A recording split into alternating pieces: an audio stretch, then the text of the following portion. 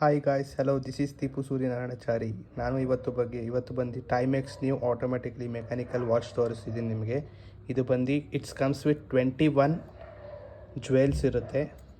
Same model ನಿಮಗೆ ಇವತ್ತೇ Titan ಶೋರೂಮಲ್ಲಿ Timex ವೆಬ್ಸೈಟಲ್ಲಿ ತೊಗೋಬೇಕಂದ್ರೆ 11,795 ರೂಪಾಯಿ ಆಗುತ್ತೆ. ನೋಡಿ, ಬ್ಯಾಕ್ ಸೈಡ್ ಬೇಕಾದ್ರೆ ನಿಮ್ಗೆ ತೋರಿಸ್ತೀನಿ.